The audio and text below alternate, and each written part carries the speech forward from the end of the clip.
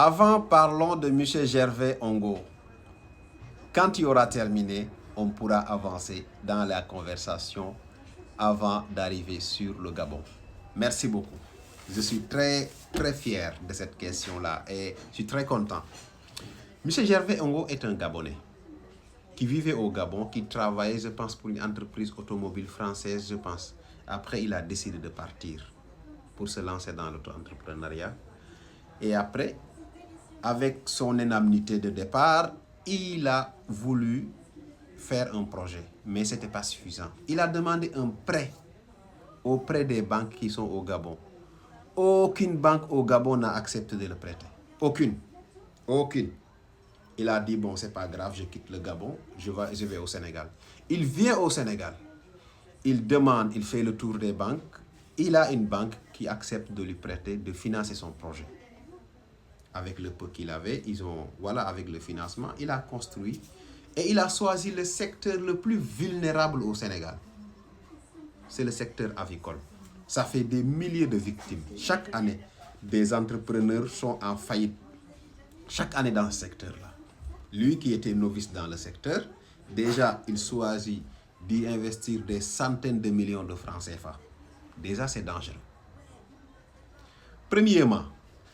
Et deuxièmement, il va voir le baron de ce secteur-là, qui est Babacar Ngom, avec la Sedima. Ils ont signé un contrat pour la fourniture de poussins et pour la fourniture d'aliments bétail. Après quelque temps, il dit qu'il a vu qu'il a un taux de mortalité extrêmement élevé. Après, il interpelle Babacar Ngom.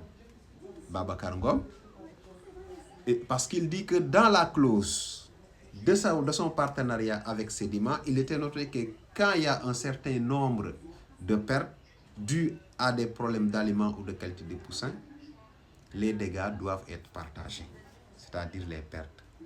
Parce que lui, il dit que Babacar Ngom lui donnait un mauvais aliment bétail, aliment pour les poussins, et ici avait trié en lui donnant les poussins les plus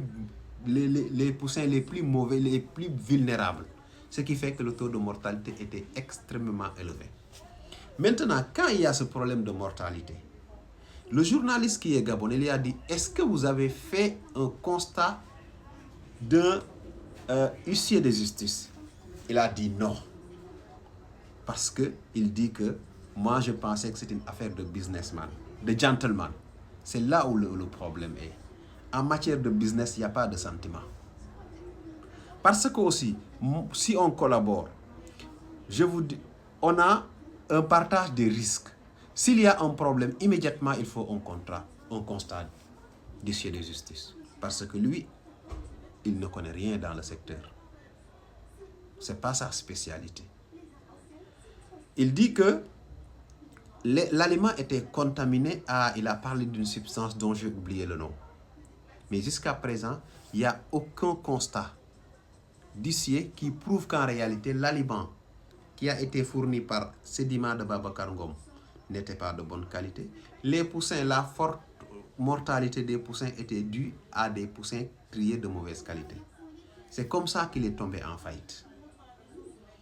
Et il en a parlé avec des autorités gabonaises qu'il avait promis de trouver une solution. Jusqu'à présent, aucune autorité gabonaise n'a parlé avec lui, n'a essayé de l'aider. Et c'est comme ça que beaucoup de Gabonais pensent que c'est les Sénégalais qui ont combattu M. Gervais. En réalité, vous venez au Sénégal, il y a des milliers de M. Gervais chaque année parce que c'est le secteur qui est fragile. Et le secteur-là est détenu par des gens extrêmement riches, y compris Babacar Ngom lui-même, qui est le baron de ce secteur. Même si au-delà même des poussins et de l'aliment bétail, ce secteur-là fait des ravages à cause de manque de circuit d'écoulement. Par exemple, quand vous êtes dans le circuit de l'aviculture au Sénégal, si vous réglez la problématique des fonds, il faut d'abord immédiatement aller chercher un réseau d'écoulement. Sinon, les poulets de chair vont mourir entre tes mains. Maintenant, M. Gervais, ce qu'il dit là, par rapport à la qualité et par rapport à la mortalité, il n'y a aucun document judiciaire qui prouve ce qu'il dit. Et vous savez que en matière de contrat, c'est ce qui compte, c'est qu'il faut qu'il y ait des constats. Il y a des pertes. Vous dites que ces pertes-là, c'est parce que Babacar Ngom triait les mauvais poussins et le lui donnait. Moi, je ne peux pas dire c'est vrai, je ne peux pas dire c'est faux. Mais en tout cas, il n'y a pas de données scientifiques qui le prouvent. Et l'aliment bétail aussi, il l'a dit, l'aliment était contaminé. Là aussi, moi je pense qu'il lui faut des données scientifiques, des preuves scientifiques pour prouver en réalité que Babacar Ngom lui donnait de l'aliment de poulet de chair qui était contaminé. Donc c'est comme ça que M. Gervais est entré en faillite. Maintenant, il y a des gens qui disent que c'est les Sénégalais qui l'ont combattu. Non, il a un problème juste avec une entreprise sénégalaise. Ça, c'est pas grave. Le peuple sénégalais n'a rien à voir dans cette affaire-là. Et je pense que ceux qui vous font croire que c'est les Sénégalais qui l'ont combattu, même les Sénégalais ne sont pas au courant. 99% des Sénégalais ne sont pas au courant de cette affaire-là. Mais il y a toujours des gens qui aiment diviser les peuples africains. Ils inventent des histoires. M. Gervais lui-même sait que le peuple sénégalais n'a aucune haine envers lui.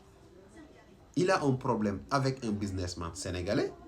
Maintenant, le Sénégal est un pays où il y a la justice. Peut-être qu'ils iront en justice et la justice va trancher. Oui. C'est ça le problème. Le peuple sénégalais n'a rien à voir dans cette affaire-là. N'a rien à voir. Et dans tous les pays, que vous soyez investisseur ici en France ou bien aussi aux États-Unis, là-bas au Canada ou ceci, cela, vous pouvez avoir un problème avec un chef d'entreprise. Ce qui ne veut pas dire que c'est avec tout le peuple que vous avez des problèmes. Il y a des Sénégalais aujourd'hui qui ont des problèmes au Gabon avec des entreprises gabonaises. Certains Sénégalais sont envoyés en prison, ce qui ne veut pas dire que c'est tous les Gabonais qui ont un problème avec ce Sénégalais-là. Donc il faut arrêter de faire l'amalgame. L'affaire Gervais, c'est entre Gervais et un citoyen. Parce que moi, quand j'ai entendu le problème au début, j'ai pensé qu'en réalité, Gervais avait du mal à écouler son produit parce que les Sénégalais avaient comploté pour détruire son réseau d'écoulement de produits. Là, je dirais, bon, c'est de la discrimination. Mais là, c'est une seule personne. Il a un problème avec la Sedima. Ça, c'est rien du tout. C'est avec la Sedima qu'il a un problème. La Sedima n'est pas le Sénégal. La Sedima, c'est un privé. Par exemple, vous qui m'écrivez, on est en train d'échanger. Mais ça ne veut pas dire que je suis en train d'échanger avec tous les Gabonais. Non. Babacar Ngom représente son entreprise. Il n'est pas une institution. Donc arrêtez de penser que dans un pays... Moi j'ai vu une vidéo où un Sénégalais a été tué pour du pain-thon au Gabon. Est-ce que ça a poussé les Sénégalais à dire qu'en réalité les Gabonais tuent les Sénégalais? Non, parce qu'on sait que ce Sénégalais-là a été tué par 3 ou 4 Gabonais pour du pain-thon. Mais c'est ces 4 Gabonais. Le problème, ce n'est pas le peuple gabonais. Il ne faut pas faire l'amalgame. Il ne faut pas accepter que les gens vous manipulent, nous utilisent les uns contre les autres pour nous dévier de ce à quoi nous devons penser.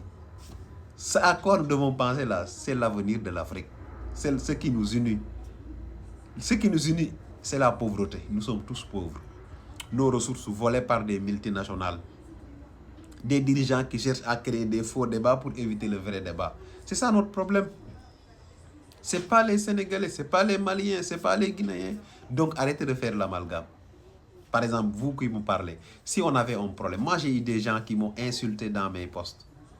Mais ça ne veut pas dire que c'est tous les Gabonais. Les Gabonais qui sont venus en PV m'insulter. Je sais que c'est eux, mais ce n'est pas tous les Gabonais. C'est ça.